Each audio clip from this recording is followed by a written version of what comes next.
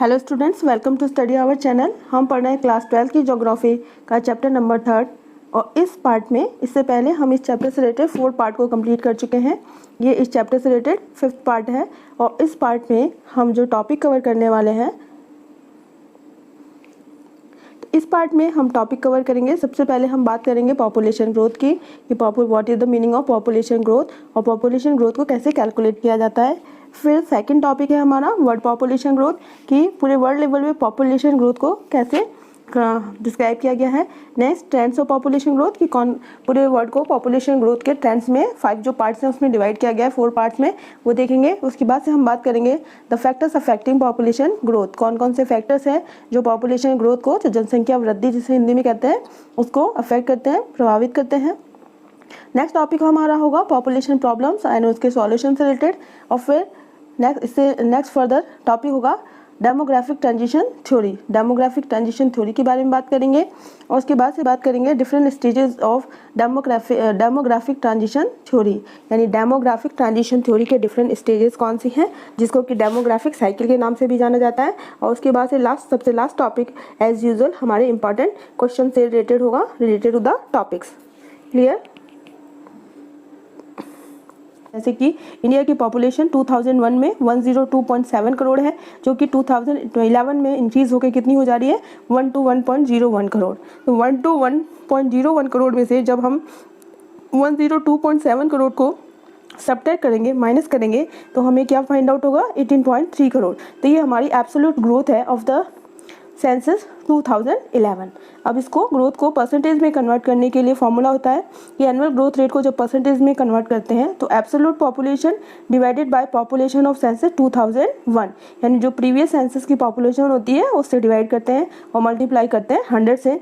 तो इस तरह से 18.3 को डिवाइडेड करेंगे 2001 सेंसस की पॉपुलेशन यानी 102.7 करोड़ इंटू 100 और फिगर हमें क्या फाइंड आउट हुआ है 17.81%, यानी 2011 में जो इंडिया की पॉपुलेशन ग्रोथ है उसे यदि नंबर में रिप्रेजेंट करें तो 18.3 करोड़ थी और यदि परसेंटेज में करें तो कितनी है 17.81%। पॉपुलेशन ग्रोथ को दोनों it can be express in A number और परसेंटेज दोनों में एक्सप्रेस किया जा सकता है। और किसी भी कंट्री की पॉपुलेशन ग्रोथ को कैलकुलेट करने के लिए सबसे पहले जो रिलेटिव ग्रोथ ऑफ पॉपुलेशन है of the last census year, population is subtracted from the present year of the population of census year. यानी सेंसस ईयर जैसे 10 ईयर्स में, ईच एंड एवरी 10 ईयर्स में इंडिया का जो सेंसस है वो calculate किया जाता है, तो पॉपुलेशन कैलकुलेट की जाती है। तो लास्ट 2001 में जो पॉपुलेशन थी और अभी 2011 में जो पॉपुलेशन है, तो 2011 वाले पॉपुलेशन में से जब 2001 वाले पॉपुलेशन को सब्ट्रैक्ट कर दिया जाए तो उसके बाद से जो हमें ग्रोथ मिलती है पॉपुलेशन की, that is known as relative growth of population, ठीक है, जिसको एब्सोल्यूट ग्रोथ भी कहते हैं। और इस तरह से पॉपुलेशन ग्रोथ को क्लैरिफाइड किया जाता है। Now we discuss about the formula कि पॉपुलेशन ग्रोथ को कैसे कैलकुलेट किया जाता है। तो जैसा कि हमने बताया, सबसे पहले हम एब्सोल्यूट जो ग्रोथ है या रिलेटिव ग्रोथ है उसको फाइंड आउट करेंगे। तो इसके लिए जो भी हमारी लास्ट सेंसस है उसको प्रेजेंट सेंसस ईयर की जो पॉपुलेशन है उसमें से सब्ट्रैक्ट करने के बाद जो फिगर, जो नंबर हमें फाइंड आउट होगा उसको कहेंगे एब्सोल्यूट ग्रोथ। जैसे कि इंडिया की पॉपुलेशन 2001 में 102.7 करोड़ है, जो कि 2011 में इंक्रीज होकर कितनी हो जा रही है 101.01 करोड़। तो 101.01 करोड़ में से जब हम 102.7 करोड़ को सब्ट्रैक्ट करेंगे, माइनस करेंगे, तो हमें क्या फाइंड आउट होगा 18.3 करोड़। तो ये हमारी एब्सोल्यूट ग्रोथ है ऑफ द सेंसस 2011। अब इसको ग्रोथ को परसेंटेज में कन्वर्ट करने के लिए फॉर्मूला होता है कि एनुअल ग्रोथ रेट को जब परसेंटेज में कन्वर्ट करते हैं तो absolute population divided by population of census 2001, यानी जो प्रीवियस सेंसस की पॉपुलेशन होती है उससे डिवाइड करते हैं और मल्टीप्लाई करते हैं 100 से। तो इस तरह से 18.3 को डिवाइडेड करेंगे 2001 सेंसस की पॉपुलेशन यानी 102.7 करोड़ इंटू 100 और फिगर हमें क्या फाइंड आउट हुआ है 17.81%, यानी 2011 में जो इंडिया की पॉपुलेशन ग्रोथ है उसे यदि नंबर में रिप्रेजेंट करें तो 18.3 करोड़ थी और यदि परसेंटेज में करें तो कितनी है 17.81%। क्लियर। नेक्स्ट वर्ल्ड में बात करते हैं। तो वर्ल्ड में हम पॉपुलेशन ग्रोथ देखते हैं कि ईच एंड एवरेज वे जो पॉपुलेशन ग्रोथ है वो इक्वल नहीं है, वहाँ पे क्या है, इनइक्वालिटीज़ है। और ऐसा माना जाता है कि ह्यूमन बीइंग का जो एग्जिस्टेंस है वो कब हुआ था, 1 मिलियंस ईयर्स अगो। और तब से लेके आज तक जो ह्यूमन जो पॉपुलेशन है वो कॉन्स्टेंटली क्या हो रही है, चेंज हो रही है, लगातार कंटिन्यूस फॉर्म में। तो इस तरह से वर्ल्ड की पॉपुलेशन ग्रोथ को 4 जो टाइम पीरियड है उसमें डिवाइड किया गया है। तो first is pre historic period, second is ancient period, third is medieval period and the fourth is modern era. तो सबसे पहले हम बात करेंगे प्री हिस्टोरिक पीरियड में पॉपुलेशन ग्रोथ है वो कैसे हुआ था। तो हम देखते हैं कि प्री हिस्टोरिक पीरियड में जो ह्यूमन बीइंग है उस पीरियड में उसका जो मेन ऑक्यूपेशन था वो क्या था, food gathering and hunting. Clear, यानी अर्ली मैन की बात कर सकते हैं। तो हंटिंग और फूड गैदरिंग की जाती थी और इस पीरियड को पैलियोलिथिक पीरियड के नाम से भी जाना जाता है। और इस पीरियड में जैसे जैसे कॉन्टिनेंट्स में आइस कम होने लगी, यानी आइस पिघलने लगी, वो लैंड पार्ट में कन्वर्ट होने लगी, तो धीरे धीरे ह्यूमन बीइंग ने अपना एक्सटेंशन करना स्टार्ट कर दिया। और इस तरह जो नंबर ऑफ पॉपुलेशन है वो Africa, Australia, south Europe, south west and east Asia में एक्सटेंशन हो गई, उनका स्प्रेड ओवर होने लग गया, यानी विस्तार होने लग गया, वो लोग यहाँ पे रिसाइड करने लग गए। इससे पहले कहाँ रहते थे, फॉरेस्ट में, यानी फूड गैदरिंग और हंटिंग उनका मेन ऑक्यूपेशन था। जहाँ पे उन्हें फूड और हंटिंग मिल जाती थी वहीं पे वो लोग रिसाइड करते थे। तो इस तरह से अमेरिका में before presence of humans in America, यानी अमेरिका में अभी जब ह्यूमन बीइंग का प्रेजेंस नहीं था, यानी वहाँ लोग नहीं रहते थे, तो उस समय पूरे अर्थ की पॉपुलेशन कितनी थी, 33 लाख पीपल। क्लियर, और ये after the time course of time जैसे जैसे समय गुजरा इन 50,000 ईयर्स में इंक्रीज होके हो गई 53 लाख। ठीक है, इस समय अमेरिका में अभी भी जो प्रेजेंस ऑफ ह्यूमन बीइंग है वहाँ पे नहीं था, तो पूरे अर्थ की पॉपुलेशन कितनी थी, 33 लाख से 53 लाख। और ऐसा कहा जाता है कि यदि इसको डेंसिटी में कन्वर्ट किया जाए तो पूरे वर्ल्ड की उस समय प्री हिस्टोरिक पीरियड में जो डेंसिटी थी वो कितनी थी, 0.04% स्क्वायर किलोमीटर। तो ये हमारा प्री हिस्टोरिक पीरियड की प्री हिस्टोरिक पीरियड में वर्ल्ड की पॉपुलेशन की ग्रोथ किस तरह से हुई थी। नेक्स्ट हम बात करें एंशिएंट पीरियड की। अब प्री हिस्टोरिक पीरियड के बाद अगले पीरियड को हम कहते हैं एंशिएंट पीरियड। और एंशिएंट पीरियड जो है वो आज से 6000 ईयर्स अगो का जो टाइम पीरियड है वो एंशिएंट पीरियड के नाम से जाना जाता है। और इसमें जो मैन है उसने एग्रीकल्चर और कैटल रियरिंग, यानी खेती करना, यानी एग्रीकल्चर करना और जानवरों को पशुपालन करना, ये जो एग्रीकल्चर ऑक्यूपेशन है स्टार्ट कर दिए थे। इस तरह से ह्यूमन बीइंग ने जब एग्रीकल्चर स्टार्ट कर दिया तो धीरे धीरे सिविलाइजेशन फ्लरिश होने लगे और जो सिटी है वो डेवलप होने लगे। ठीक है, क्रिश्चियन एरा की बात करें तो क्रिश्चियन एरा में वर्ल्ड की पॉपुलेशन ऐसा कहा जाता है कि 20 से लेकर 30 करोड़ हो गई। यानी जो प्री हिस्टोरिक पीरियड में 53 लाख थी, 33 लाख से 53 लाख हुई थी, वो एंशिएंट पीरियड में कितनी इंक्रीज हो गई, 20 to 30 करोड़।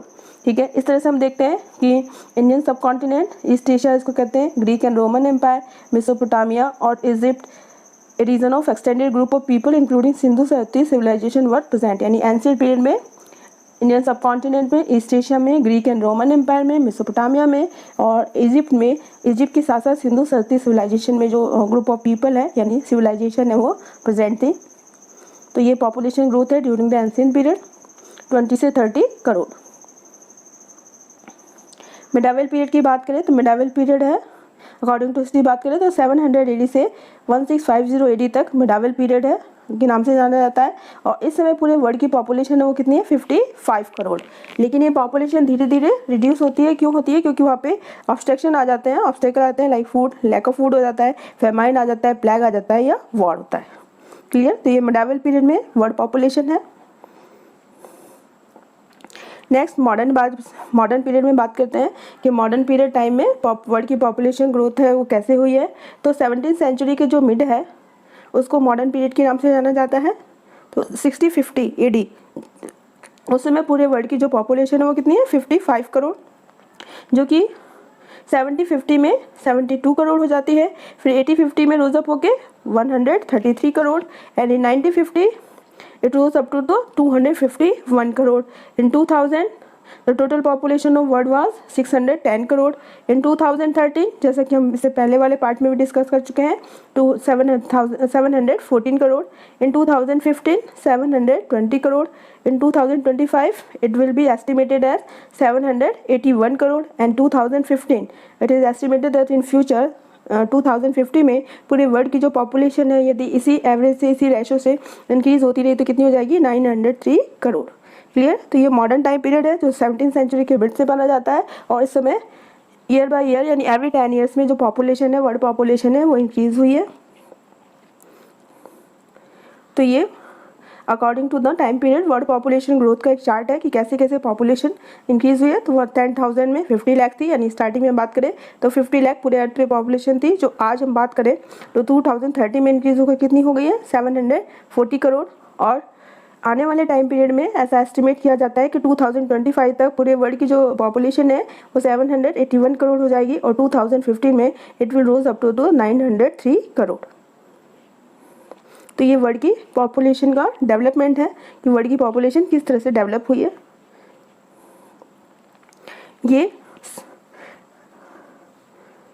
मॉडर्न जो टाइम पीरियड है उसमें पॉपुलेशन ग्रोथ को ग्राफ के थ्रू रिप्रेजेंट किया गया है और इस ग्राफ को देखने से हमें ये पता चलता है कि टिल द 1987 के बाद से हमारी जो पॉपुलेशन है उसका जो इंक्रीजिंग ऑर्डर है वो धीरे धीरे कम हो रहा है और जो पॉपुलेशन ग्रोथ है वो स्टेबल होना स्टार्ट हो जाती है। लेकिन उससे पहले यदि हम कंटिन्यू देखें तो हमारी पॉपुलेशन क्या हो रही है, इंक्रीज हो रही है। क्लियर। अब ये जो पॉपुलेशन ग्रोथ हुई है इन द वर्ल्ड, इसके हम कुछ कैरेक्टरिस्टिक देखते हैं कि कहाँ पे किस टाइम पीरियड में, किस ड्यूरिंग टाइम पीरियड में कहाँ पे कितनी पॉपुलेशन है वो रिसाइड करती थी। तो इसको कैरेक्टरिस्टिक्स ऑफ पॉपुलेशन के टॉपिक के अंदर मैंने कवर किया है। तो देखते हैं।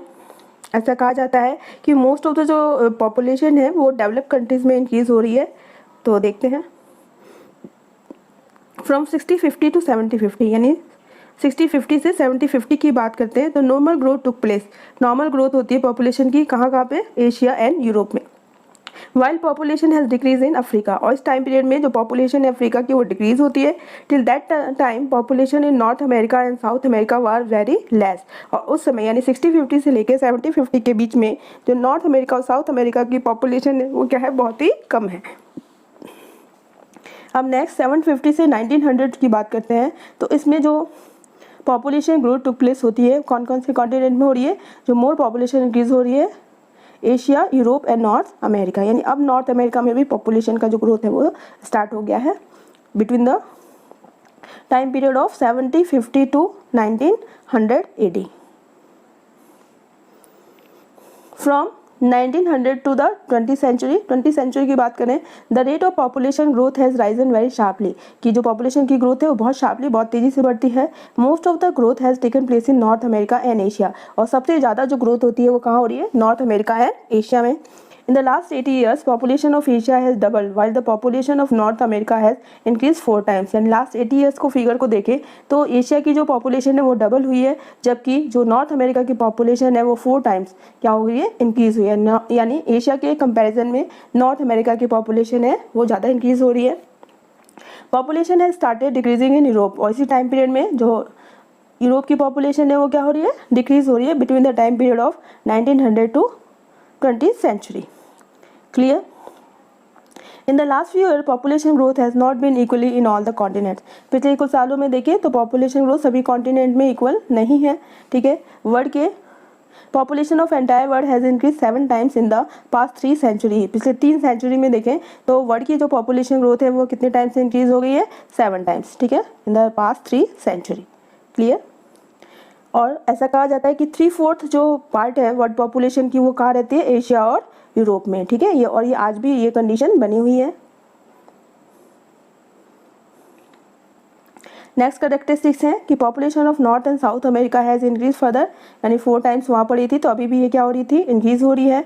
इन North America population increase 364 times in 3 centuries, यानी लास्ट 3 सेंचुरीज की बात करें तो नॉर्थ अमेरिका की पॉपुलेशन इंक्रीज होकर कितनी इंक्रीज हुई है, 364 टाइम्स मोर।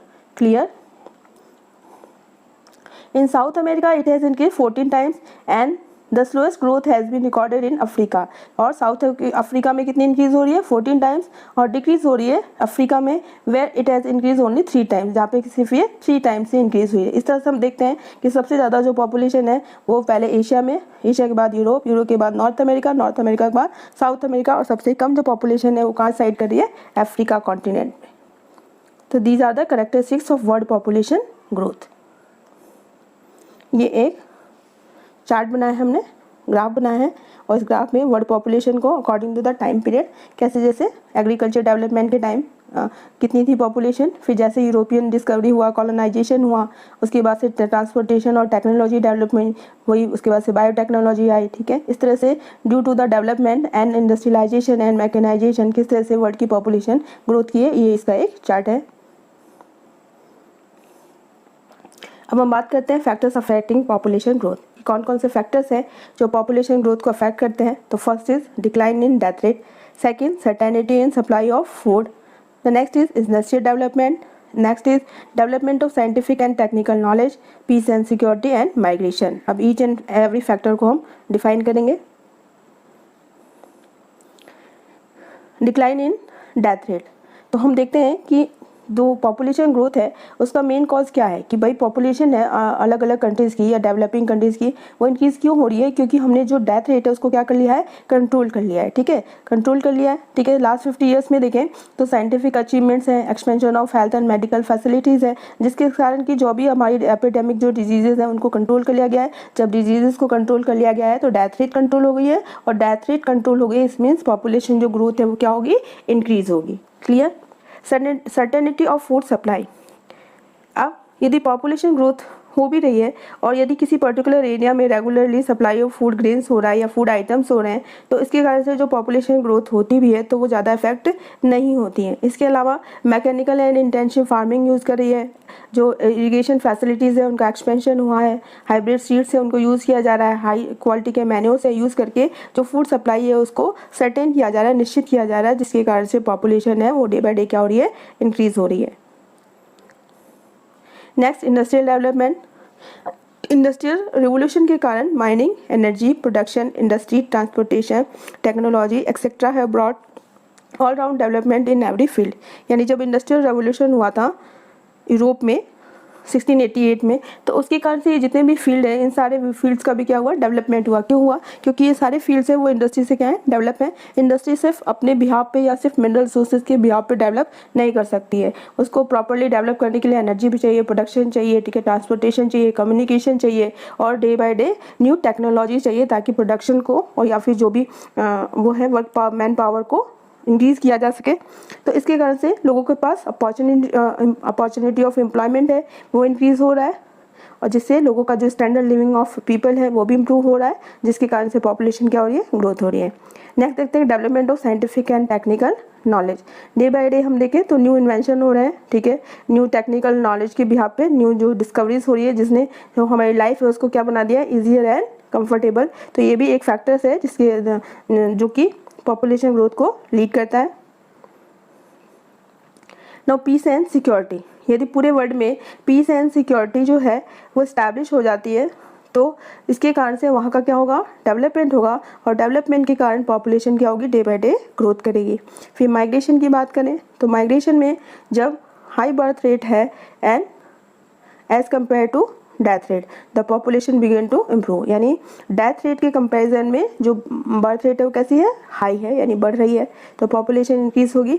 जैसा कि हम देखते हैं कि Europeans begin to migrant, Europeans है वो माइग्रेंट होते हैं नॉर्थ अमेरिका और साउथ अफ्रीका और ऑस्ट्रेलिया में large scale, therefore the population has increase in this continent due to migration, यानी माइग्रेशन के कारण से भी नॉर्थ अमेरिका और साउथ अमेरिका की जो पॉपुलेशन है वो क्या हुई है, इंक्रीज हुई है। इसके अलावा जो हाई बर्थ रेट है as compare to the death rate.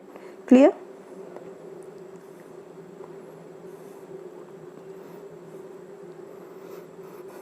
तो ये फैक्टर्स थे जो पॉपुलेशन ग्रोथ को अफेक्ट करते हैं, यानी जिनके कारण में किसी भी एरिया में पॉपुलेशन ग्रोथ होती है।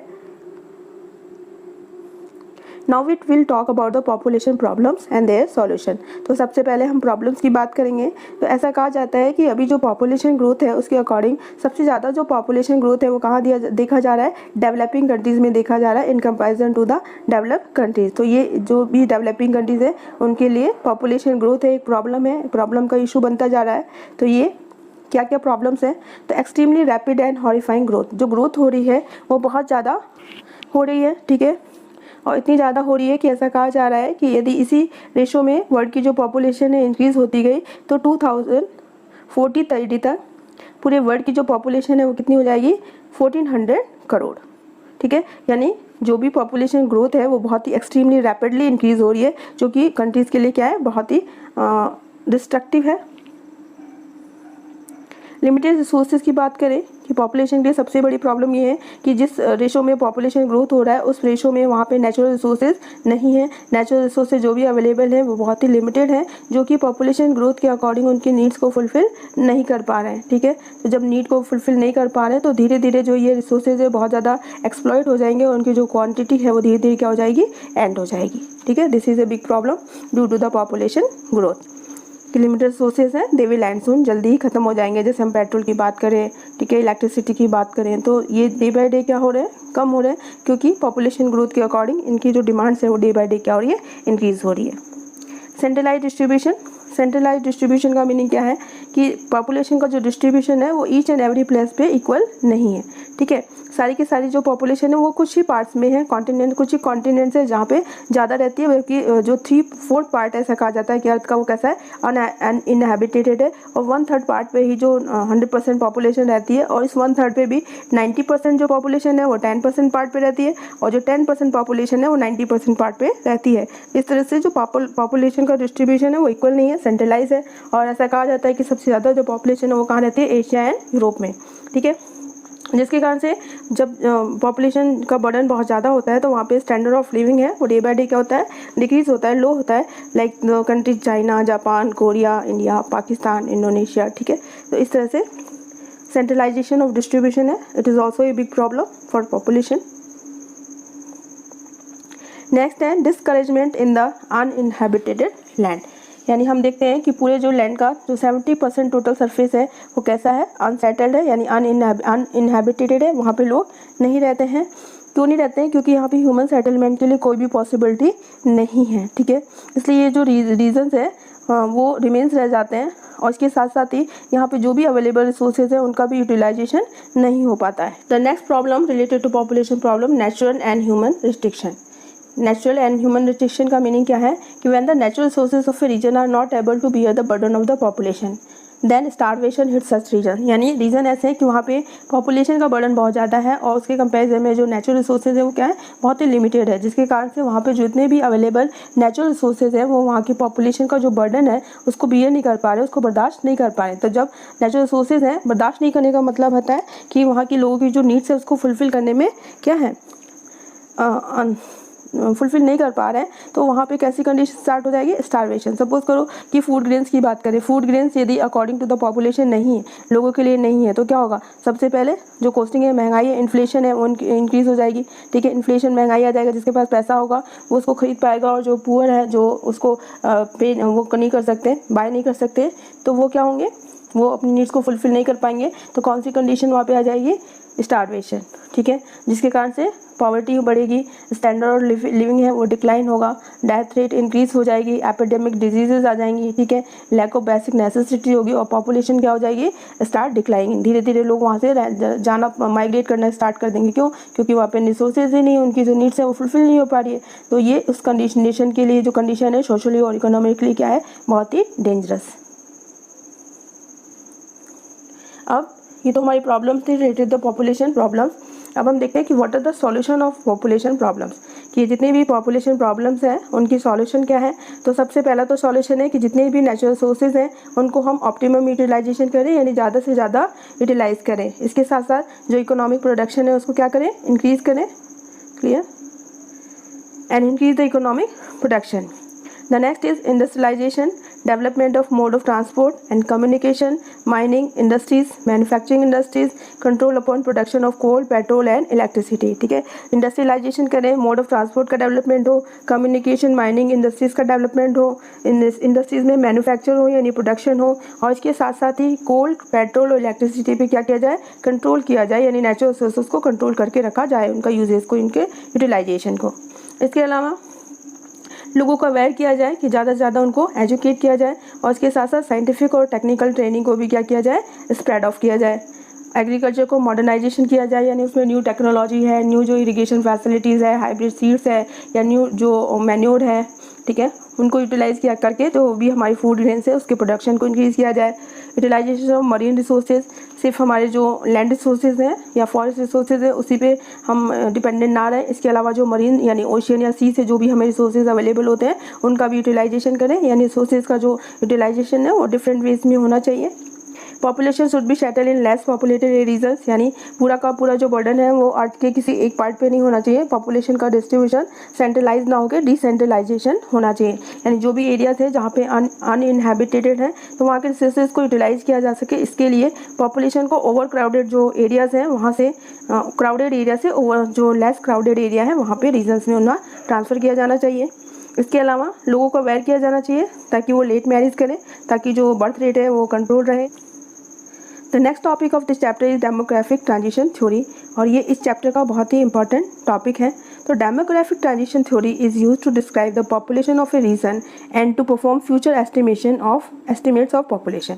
यानी डेमोग्राफिक ट्रांजिशन थ्योरी है वो क्या करती है, किसी एक एरिया के पॉपुलेशन को डिस्क्राइब करती है या फिर उसका फ्यूचर में क्या एस्टिमेशन होगा वो इस थ्योरी के बिहाफ पे एस्टिमेट किया जाता है कि फ्यूचर में यहाँ की पॉपुलेशन कितनी होगी। यानी डेमोग्राफिक ट्रांजिशन थ्योरी के थ्रू हम ये पता लगा सकते हैं कि किसी रीजन की पॉपुलेशन को डिस्क्राइब कर सकते हैं कि वो इंक्रीज़ हो रही है, डिक्रीज़ हो रही है या उसमें क्या चेंजेस हो रहे हैं। इसके अलावा इन फ्यूचर में भी उसकी पॉपुलेशन की ग्रोथ को या डिक्रीज़ को हम क्या कर सकते हैं, एस्टिमेट कर सकते हैं। Description of the process of a society, यानी एक सोसाइटी का जो प्रोसेस है passing through various stages is done by this theory, यानी कोई एक सोसाइटी है वो वेरियस स्टेजेस से पास होकर कैसे वो पास हुई है, क्या उसका प्रोसेस है, उसको इस थ्योरी के थ्रू डिस्क्राइब किया जाता है। Generally it is in its initial phase में बात करें तो नेशन सोसाइटी कैसी थी, रूलर थी, फार्मर्स थे, किसान थे, यानी एग्रीकल्चर बेस्ड थे, इलिटरेट थे लोग, बैकवर्ड थे।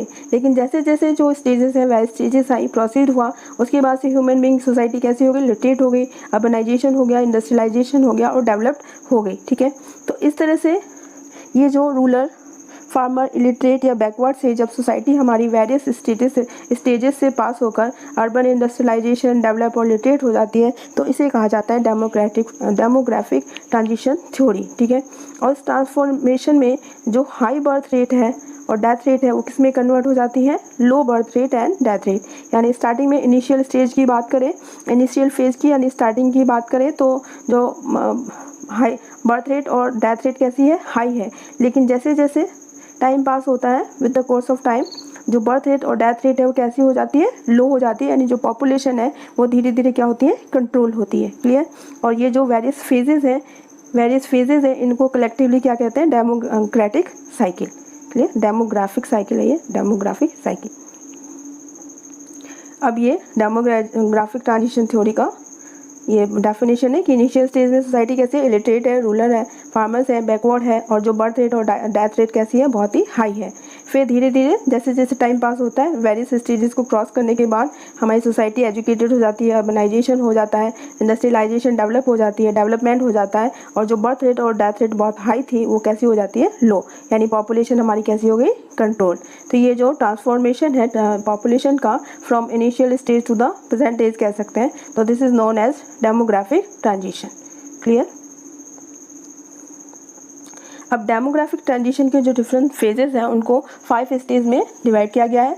तो फर्स्ट स्टेज की बात करें तो इसमें हाई बर्थ रेट है और हाई डेथ रेट है। ठीक है, यानी दोनों की दोनों क्या है, बहुत ही हाई है। यानी पॉपुलेशन रैपिडली या तो डिक्रीज़ हो जाएगी या फिर जितनी इंक्रीज़ हो रही है उतनी डिक्रीज़ हो रही है, एक तरह से स्टेबल है। क्लियर।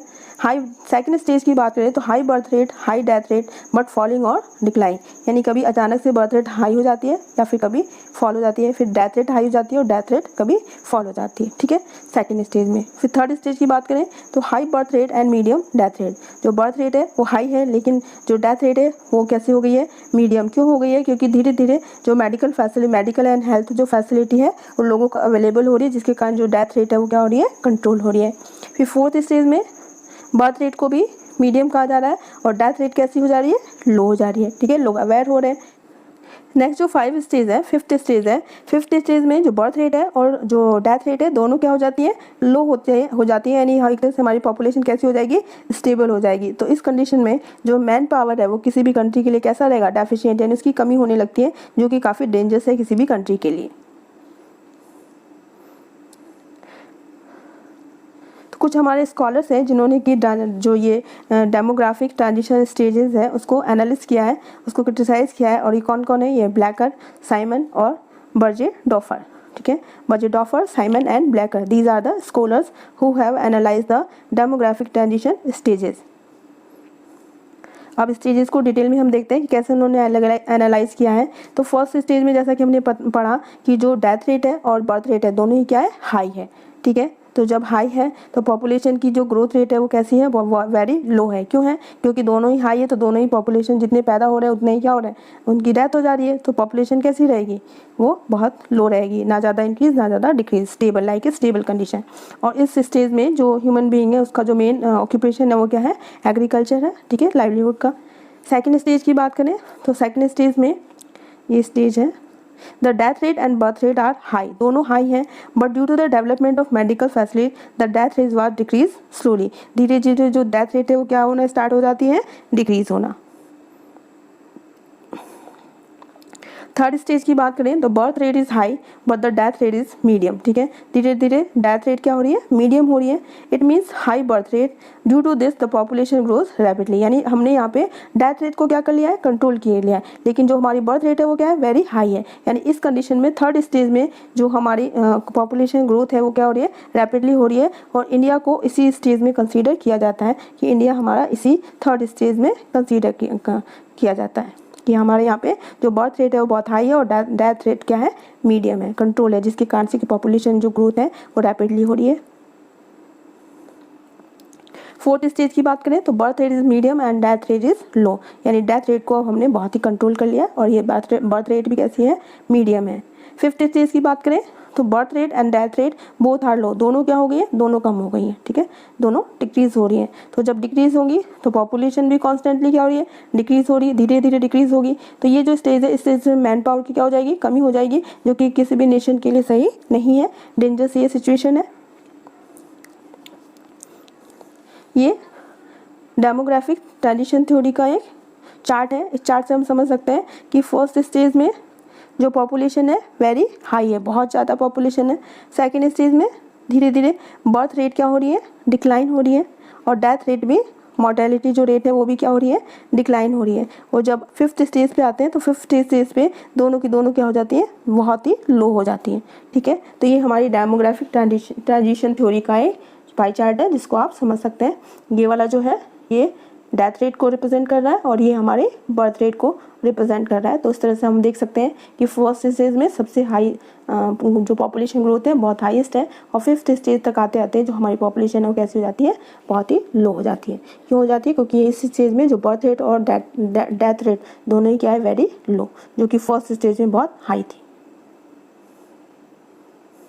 तो ये था हमारा chapter third regarding the population distribution, density and growth. तो अब से इस चैप्टर से रिलेटेड सारे टॉपिक्स हमने इन 5 पार्ट्स में कवर कर लिए हैं। तो आपने यदि इससे पहले वाले वीडियोस नहीं देखे हैं तो प्लेलिस्ट में जाके पहले उन वीडियोस को देखें और इसके बाद से इस एक्सरसाइज को अच्छे से सॉल्व करने की कोशिश करें। तो फर्स्ट क्वेश्चन इस टॉपिक से, इस पार्ट से रिलेटेड जो भी इंपॉर्टेंट क्वेश्चन है, तो फर्स्ट क्वेश्चन आपको बताना है कि what was the world population in the year 2001। 2001 में वर्ल्ड की पॉपुलेशन क्या थी? What was the total population of the world in the year 1650। 1650 में वर्ल्ड की पॉपुलेशन क्या थी? फिर मैच द कॉलम, इसमें आपको ये ईयर है और ये पॉपुलेशन है और इसमें कॉलम को मैच करना है। क्लियर? नेक्स्ट क्वेश्चन है कि what will the estimated population, या एस्टिमेटेड वर्ल्ड पॉपुलेशन होगा कि वर्ल्ड की पॉपुलेशन क्या होगी 2025 में। What do mean by population growth? Population growth से क्या मीनिंग है? फार्मूला भी एक्सप्लेन करना है। Explain the population growth in the world, population growth in the world को एक्सप्लेन करना है, यानी इसमें आपको कैरेक्टरिस्टिक्स ऑफ पॉपुलेशन ग्रोथ को बताना है। Explain the factors affecting population growth, population growth को कौन कौन से फैक्टर अफेक्ट करने हैं, you have to write down. Next question है explain the population growth in the world. तो डिफरेंट जो टाइम पीरियड में like prehistoric period, ancient period, medieval period और मॉडर्न एरा में जो भी पॉपुलेशन ग्रोथ हुई है वर्ल्ड में उसको डिस्क्राइब करना है। Explain the factors affecting population growth, population growth को कौन कौन से फैक्टर अफेक्ट करते हैं। Explain the major population problem and the solution, population problems उनकी सॉल्यूशन को एक्सप्लेन करना है। What do you mean by demographic transition theory, demographic transition theory को एक्सप्लेन करना है। Explain the different demographic transition theory, इसमें साइकिल है उसको आपको डिफरेंट स्टेजेस को एक्सप्लेन करना है। Name the scholars who have analyse the demographic transition theory. Scholars के नाम बताने हैं जिन्होंने कि डेमोग्राफिक ट्रांजिशन थ्योरी को क्या किया है, एनालाइज किया है। इसके बाद से आपको एक क्वेश्चन और बताना है कि in to which stage the India has been considered according to the demographic transition theory, यानी डेमोग्राफिक ट्रांजिशन थ्योरी के अकॉर्डिंग इंडिया जो है वो कौन सी स्टेज में कंसीडर किया गया है। ठीक है, ये मैंने वीडियो में बताया है आपको, तो आपको करना है सॉल्व। तो स्टूडेंट्स ये था आज का हमारा topic related the chapter 3 of geography. इससे पहले इस चैप्टर से रिलेटेड 4 पार्ट है वो मैंने कंप्लीट किए हैं, ये इसका 5th पार्ट है। यदि आपने नहीं देखा है तो मेरी आपसे रिक्वेस्ट है कि आप प्लेलिस्ट में जाएं और पहले उन पार्ट्स को देखें, उसके बाद से इस पार्ट्स को देखें। और ये जो चैप्टर है बहुत ही ईजी है। यदि आपको वीडियोज़ का कॉन्सेप्ट एक बार में समझ में नहीं आता है तो आप वीडियोज़ को 1 से 2 बार में देखें, बार बार में रिवाइज करें। ये बहुत ही ईजी कॉन्सेप्ट है और इसमें अपने आप को, यदि आपको कंट्री वाइज नहीं समझ में आता है तो अपनी फैमिली को, मान लीजिए कि आपकी फैमिली कंट्री है और उस कंट्री में कैसे पॉपुलेशन ग्रोथ होगा, डेंसिटी क्या होगी, ठीक है, पॉपुलेशन का डिस्ट्रीब्यूशन क्या है, यानी कहाँ पे कितने लोग रहते हैं, उसको यदि मानकर आप इजीली कॉन्सेप्ट को समझेंगे तो ये आपको इजीली समझ में आ जाएगा। फ्रेंड्स ये था आज का हमारा वीडियो। यदि इस टॉपिक से रिलेटेड आपके कोई डाउट्स हो, क्वेरीज हो, प्रॉब्लम्स हो तो आप कमेंट सेक्शन बॉक्स में कमेंट करके मुझसे पूछ सकते हैं। I will try to sort out your problems. और आपको ये वीडियो पसंद आया तो please like, share and subscribe करना ना भूलें। तो मिलते हैं हमारी नेक्स्ट ऑनलाइन क्लास में एक नए टॉपिक के साथ। Thank you very much.